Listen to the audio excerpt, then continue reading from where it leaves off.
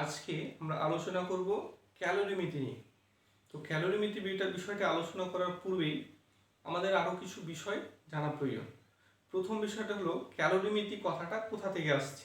ক্যালোরিমিতি কথাটা এসছে ক্যালোরি থেকে, আর ক্যালোরি হলো সিজিএস পদ্ধতিতে তাপের একক, আমরা প্রত্যেকেই জানি। তাহলে ক্যালোরিমিতি বোঝার আগে তাপ, তাপমাত্রা বা আপেক্ষিক তাপ এই বিষয়গুলি জানা দরকার। প্রথমেই আমরা এই বিষয়গুলি জানবো, জানার পরে ক্যালোরিমিতির মধ্যে চলে যাব। প্রথম প্রশ্ন হলো তাপ বলতে কি বোঝবা, তাপ কি? প্রত্যেকেই জানি আমরা তাপ হলো শক্তির একটি রূপ যা কোনো রকম যান্ত্রিক পদ্ধতি ছাড়াই এক বস্তু থেকে আরেক বস্তুতে সঞ্চালিত হতে পারে এবং যা গ্রহণে বস্তু উত্তপ্ত হয়ে পড়ে এবং যা বর্জনে বস্তু শীতল হয় বা ঠান্ডা হয়।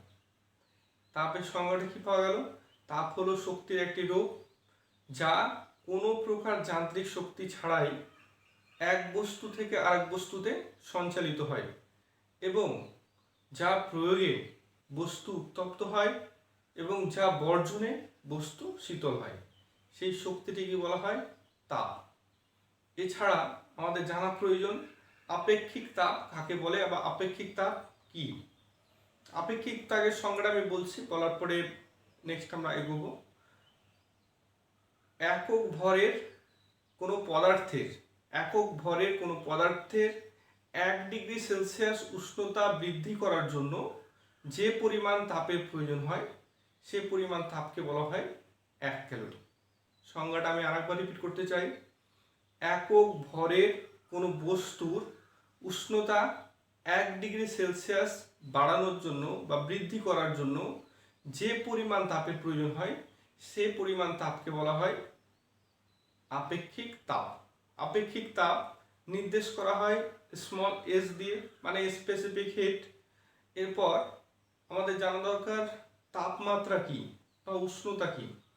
প্রত্যেকে জানি, তবু আরেকবার আমাদের রিভিশন প্রয়োজন। তাপমাত্রা বা উষ্ণতা হলো বস্তুর অভ্যন্তরীণ অবস্থা যা নির্দেশ করে বস্তুটি কি পরিমাণ উত্তপ্ত বা কি পরিমাণ ঠান্ডা বা শীতল। তাহলে তাপমাত্রা হলো বস্তুর তাপীয় অবস্থা যা নির্দেশ করে বস্তুটি কি পরিমাণে উত্তপ্ত রয়েছে বা কি পরিমাণে শীতল বা ঠান্ডা রয়েছে। একেই বলা হয় বস্তুটির তাপমাত্রা। তাহলে আমরা জানতে পেরেছি তাপ কাকে বলে, তাপমাত্রা বা উষ্ণতা কাকে বলে এবং তার সাথে আপেক্ষিক তাপ কাকে বলে। আপেক্ষিক তাপের একক কি কি হতে পারে? আপেক্ষিক তাপের একক হতে পারে সিজিএস পদ্ধতিতে হবে calorie per gram degree Celsius, gram hyphen degree Celsius. আর তাপের একক কি হবে? তাপের একক সিজিএস পদ্ধতিতে ক্যালোরি এবং এসআই পদ্ধতিতে জুল। এছাড়া তাপমাত্রার একক কি হবে? তাপমাত্রার একক সিজিএস পদ্ধতিতে ডিগ্রি সেলসিয়াস এবং এসআই পদ্ধতিতে কেলভিন। এ সকল আলোচনা হয়ে গেছে। এরপর আমরা চলে যাব ক্যালোরিমিতির মধ্যে। ক্যালোরিমিতি বলতে কি বোঝো বা ক্যালোরিমিতি কি? ক্যালোরিমিতি বলতে বোঝায় কোনো একটি বিষয় যে বা কোনো একটি পদ্ধতি, যে পদ্ধতি বা বিষয়ের সাহায্যে জানা যায় উত্তপ্ত বস্তু থেকে যে শীতল বস্তুর দিকে তাপের সঞ্চালন হয়, উত্তপ্ত বস্তু কি পরিমাণে তাপ বর্জন করেছে এবং শীতল বস্তু কি পরিমাণে তাপ গ্রহণ করেছে। তাহলে ক্যালোরিমিতির সংজ্ঞাটা কি হচ্ছে? একটি উত্তপ্ত বস্তু এবং একটি শীতল বস্তুকে পার্শ্ববর্তী স্থানে রাখলে উত্তপ্ত বস্তু থেকে শীতল বস্তুর দিকে তাপ সঞ্চালিত হয়। তাহলে উত্তপ্ত বস্তু তাপ বর্জন করে এবং শীতল বস্তু তাপ গ্রহণ করে এবং এই পদ্ধতিটি বা তাপের সঞ্চালন ততক্ষণই চলতে থাকে যতক্ষণ না দুটি বস্তুর উষ্ণতা সমান হয়।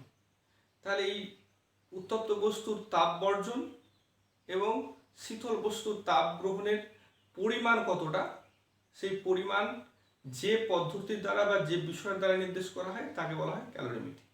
ক্যালোরিমিতির সংজ্ঞাটা একবার আমি গুছিয়ে বলে দিচ্ছি।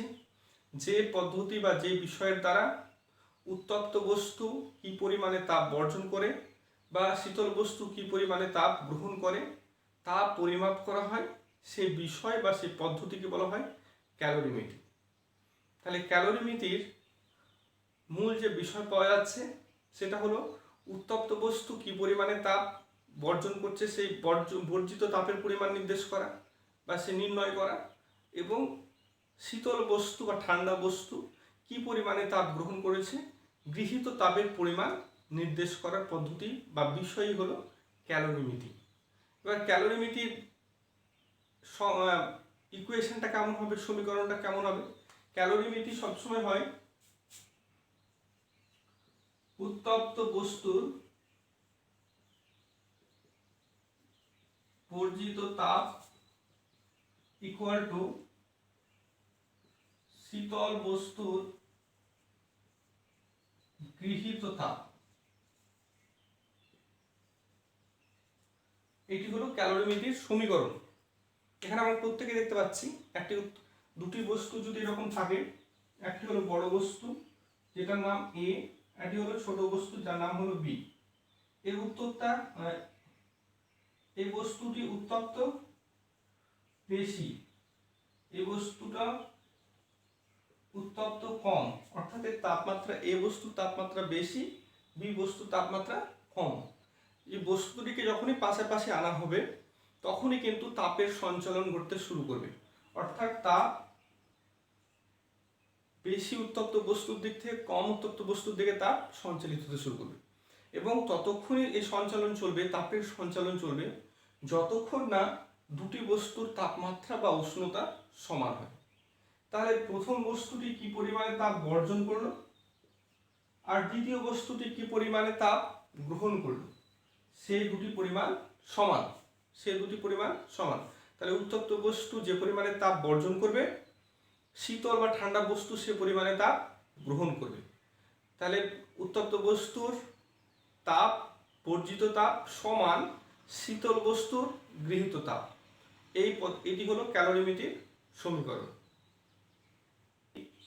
ক্যালোরিমিটার মানে আমরা বুঝলাম কি, এমন একটি পদ্ধতি বা এমন একটি বিষয় যা নির্দেশ করে উত্তপ্ত বস্তু কতটা পরিমাণে তাপ বর্জন করেছে এবং শীতল বস্তু কি পরিমাণে তাপ গ্রহণ করেছে তার পরিমাণ নির্দেশ করে।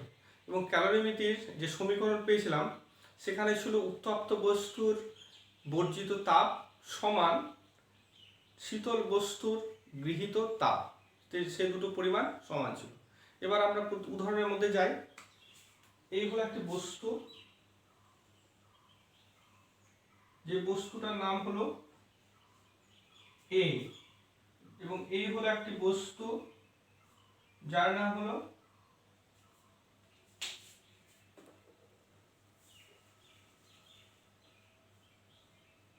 এই হলো একটি বস্তু যার নাম হলো বি। তাহলে দুটি বস্তু রয়েছে, এ একটি বস্তু, এ একটি বস্তু। এই দুটি বস্তুর মধ্যে এ বস্তুর উষ্ণতা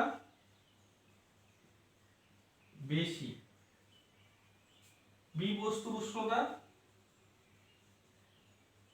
কম। যখনই তাদের পাশাপাশি অবস্থান করানো হয়েছে তখনই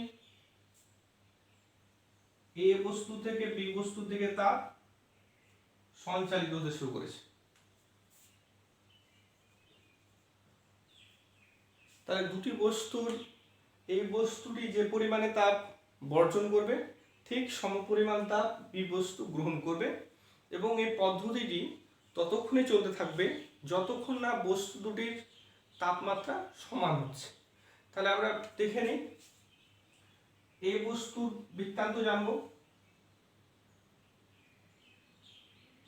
এই বস্তুটির ভর হলো ক্যাপিটাল এম এবং এর আপেক্ষিক তাপ হলো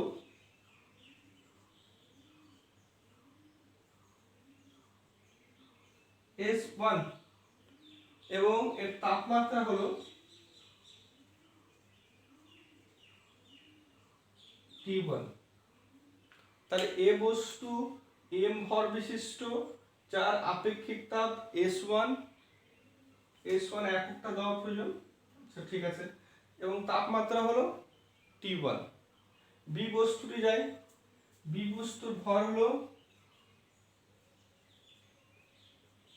স্মল এম, আপেক্ষিক তাপ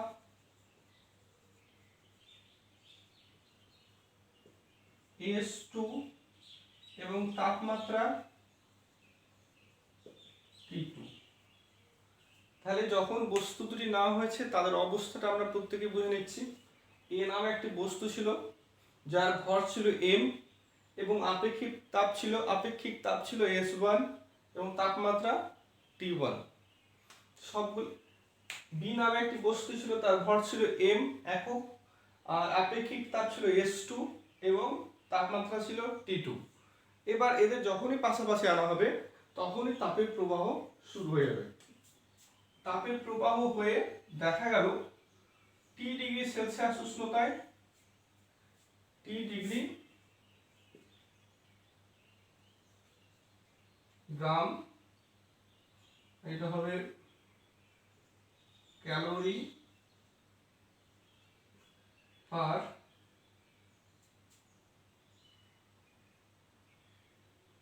ডিগ্রি সেলসিয়াস, ভর হবে গ্রাম পার ডিগ্রি সেলসিয়াস এবং এটা হবে ডিগ্রি সেলসিয়াস।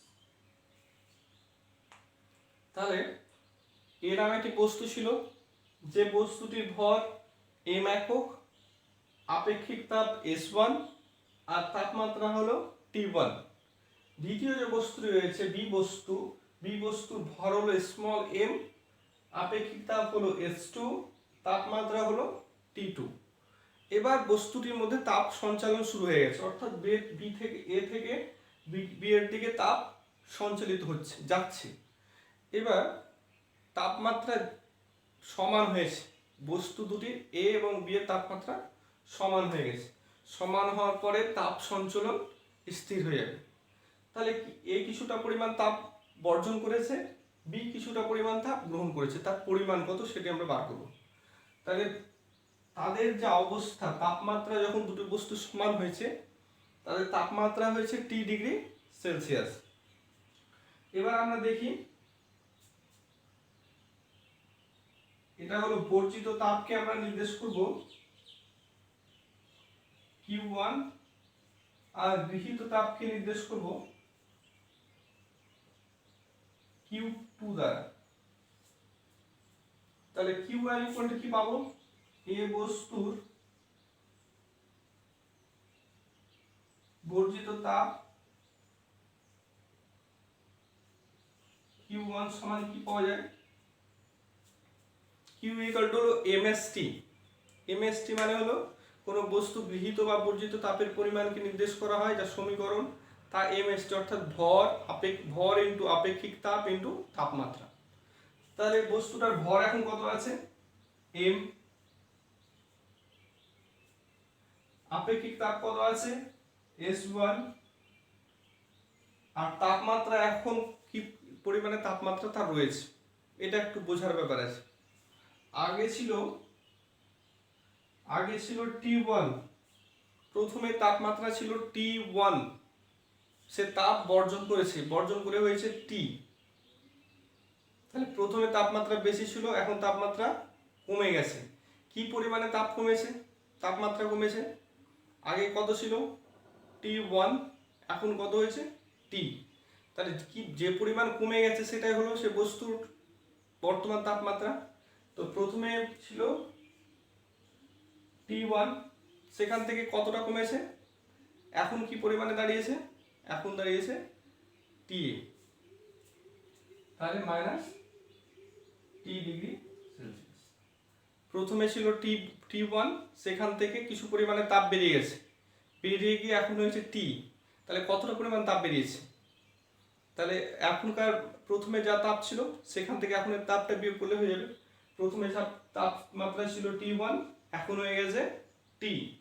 ভালোভাবে ব্যাপারটা বুঝবে, প্রথমে তাপমাত্রাটা বেশি ছিল, এখন কমে গেছে। তাহলে কি পরিমাণে কমেছে বার করতে গেলে কি করতে হবে, প্রথমে যা তাপমাত্রা ছিল সেখান থেকে এখন তাপমাত্রা বিয়োগ করলে আমরা পেয়ে যাব, তাই করেছি। এবার বি বস্তুর গৃহীত তাপ যাকে নির্দেশ করা হয় কিউটি দিয়ে। তাহলে বি বস্তুর বর্তমান অবস্থা কেমন আছে, তার ভর আছে m,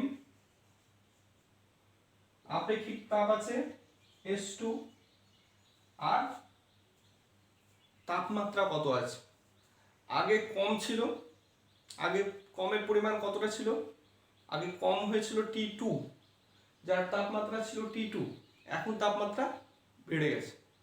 তাহলে বেড়ে গেলে কি করব, এখনের তাপমাত্রা থেকে আগের তাপমাত্রাটা বিয়োগ করলে পেয়ে যাবো। বোঝা যাচ্ছে কথাটা সবার? এখন তাপমাত্রা বেড়ে গেছে, তাহলে কতটা বেড়েছে, তাহলে বাড়ার তাপমাত্রা থেকে আগের তাপমাত্রাটা বিয়োগ করলে পেয়ে যাবো। তাহলে সে তাপমাত্রা হচ্ছে, এখন তার তাপমাত্রা হয়েছে T, বর্তমান তাপমাত্রা T বেড়ে গিয়ে হয়েছে T, আর আগে কত ছিল T2।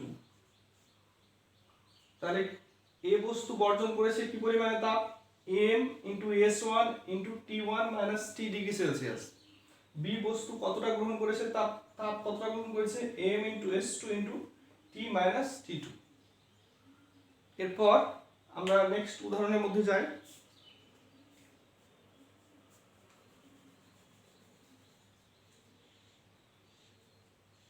তাহলে আমরা এটা বলতে পারি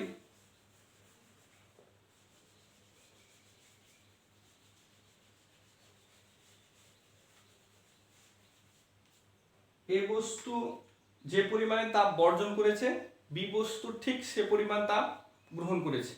এ বস্তু কতটা তাপ বর্জন করেছে, এ বস্তু তাপ বর্জন করেছে Q1, বি বস্তু কতটা তাপ গ্রহণ করেছে, বি বস্তু তাপ গ্রহণ করেছে Q2 পরিমাণ তাপ, Q2।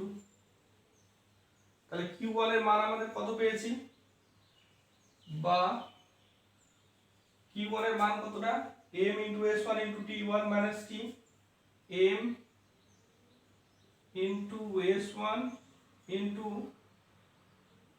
T1 - T degree Celsius.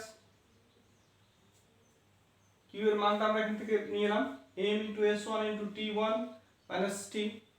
এবার Q2 এর মানটা কত হবে, এখানে Q2 আছে, Q2 এর মান বসাবো।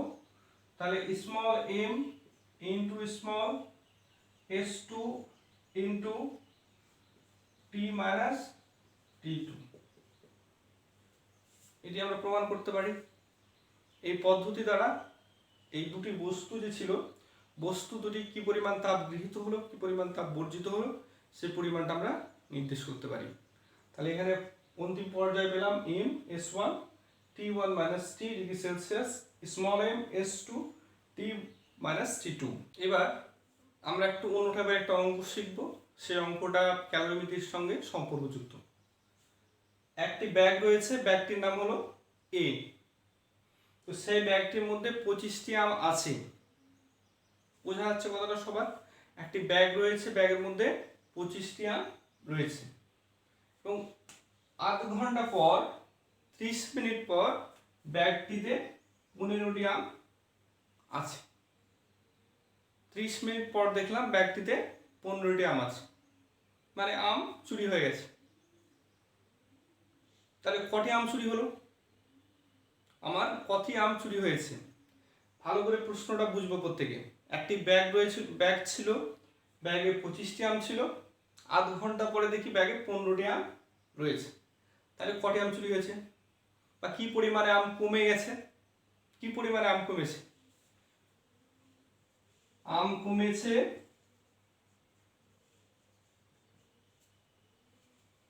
প্রথমে যতটা ছিল এখন যতটা হয়েছে সমান 10টি। এটাকে যদি আমি T নাম দিয়ে দিই, T1, এটাকে নাম দিয়ে দিই যদি T, তাহলে কি হবে, তাহলে এটাকে আমি এভাবে লিখতে পারি T1 - T, লেখা যেতে পারে। ভালোভাবে প্রত্যেকে আমরা প্র্যাকটিক্যাল বুঝবো প্রবলেমটা। একটি ব্যাগ ছিল, ব্যাগে 25টি আম ছিল, আধ ঘন্টা পরে এসে দেখি 15টি আম আছে। তবে কটিয়াম কমে গেছে।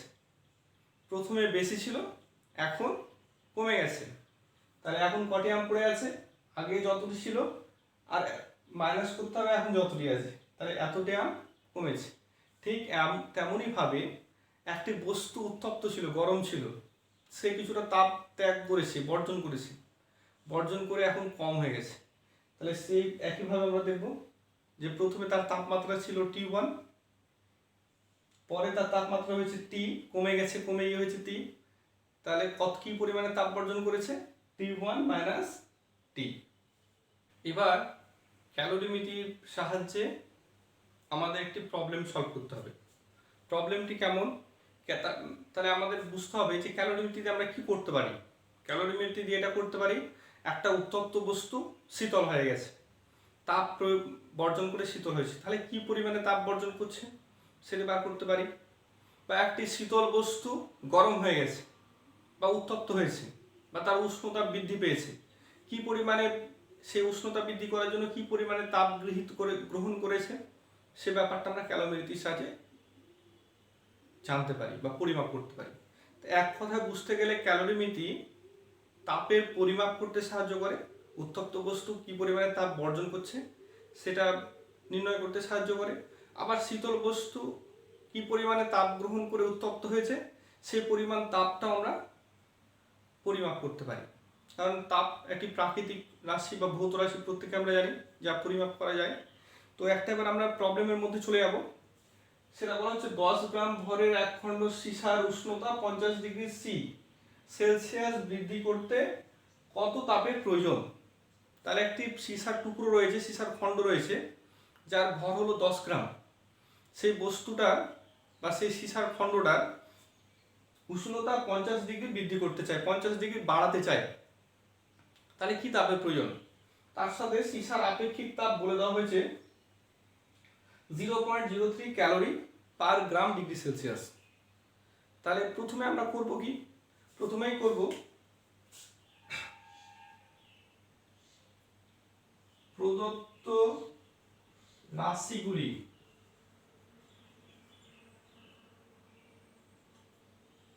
এম ভর, এম সমান দেওয়া আছে 10 গ্রাম।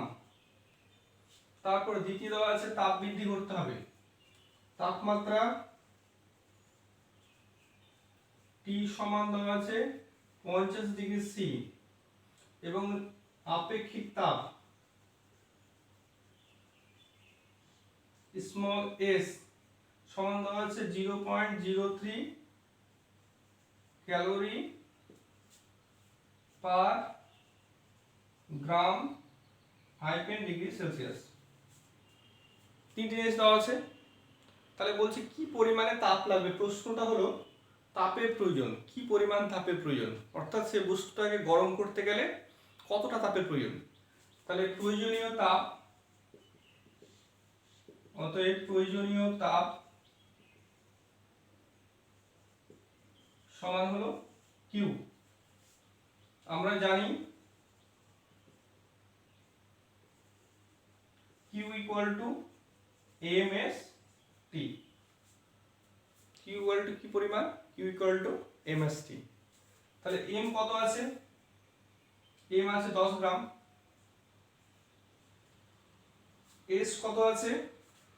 এস আছে 0.03 এবং টি আছে 50।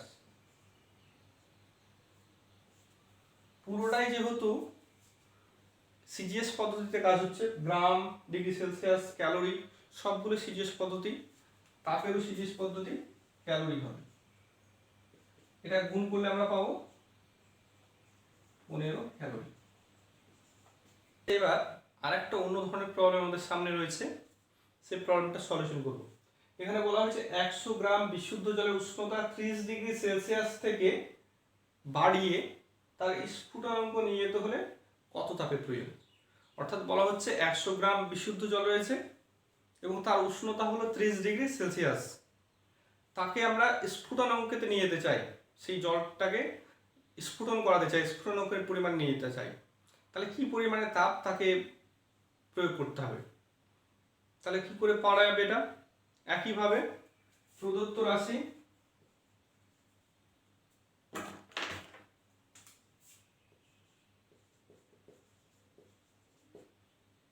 রাশির মধ্যে কি কি দেওয়া আছে? দেওয়া আছে ভর, জলের ভর m ইকুয়াল টু 100 গ্রাম, আর দেওয়া আছে উষ্ণতা। উষ্ণতা কি করতে হবে? 30 থেকে নিয়ে 100-তে নিয়ে যেতে হবে, কারণ জলের স্ফুটনাঙ্ক 100 ডিগ্রি সেলসিয়াস, এটা আমরা প্রত্যেকেই জানি।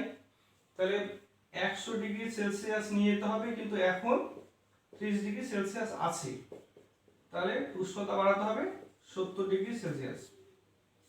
70 ডিগ্রি সেলসিয়াস উষ্ণতা বাড়াতে হবে। আপেক্ষিক তাপ S ইকুয়াল টু কি হবে? জলের আপেক্ষিক তাপ আমরা সবসময় মাথায় রাখবো 1 ক্যালোরি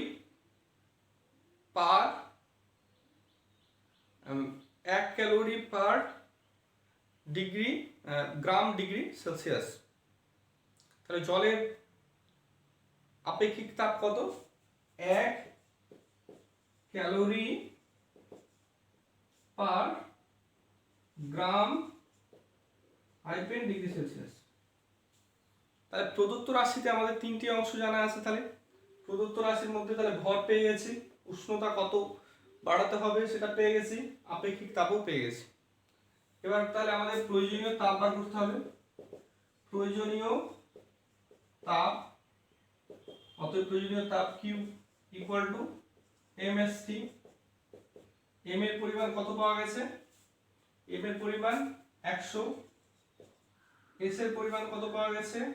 s এর পরিমাণ পাওয়া গেছে 1, এবং t এর পরিমাণ পাওয়া গেছে 70 ক্যালোরি। আর তাপের একক সিএস পদ্ধতিতে ক্যালোরি, এটাকে গুণ করলে পাওয়া যাবে 7000 ক্যালোরি। তাহলে উত্তরটা কি হলো? 100 গ্রাম বিশুদ্ধ জলের উষ্ণতা 30 ডিগ্রি সেলসিয়াস থেকে তার স্ফুটনাঙ্কে নিয়ে যেতে হলে তবে 7000 ক্যালোরি তাপের প্রয়োজন। যদি তোমার 100 জায়গায় যদি বলা হয় 500 গ্রাম জলকে আমরা নিয়ে যেতে চাই তার স্ফুটনাঙ্কে, তাহলে ভরের জায়গাটা আমাদেরকে চেঞ্জ করে দিতে হবে। এইভাবে প্রদত্ত রাশি কি দেওয়া আছে আর কি বার করতে হবে সেটা দুই দিকে করে আমরা সলভ করে নিতে পারবো।